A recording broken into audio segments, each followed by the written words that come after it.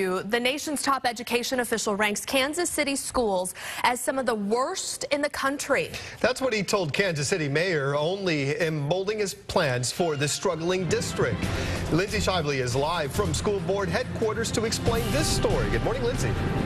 Good morning, Curtis. Kansas City Public Schools just lost accreditation days ago, and now Education Secretary Arne Duncan has told Kansas City Mayor Sly James that the dropout rates for this district are so shocking that is part of what makes this district the worst district in the country, or at least one of them. Now, James had just returned from a series of meetings in Washington, D.C., which included time with the Education Secretary. James was surprised that Duncan was already very familiar with Kansas City schools, and that data showed Kansas City has some of the worst dropout rates among students in grades 8 and up. All this comes just before Mayor James presents his plan to take over the district to Missouri lawmakers.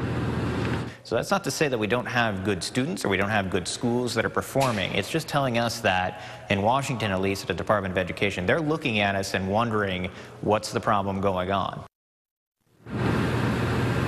Rodert adds that the Education Secretary did pledge support to Mayor James to help Kansas City schools address and fix the schools. And while they say it's not a full-throated endorsement, they do believe that the Education Secretary would support the mayor taking over this school district. And before that happens, he's firming up some final details, and he hopes to present that to lawmakers in Jeff City as early as the end of this week.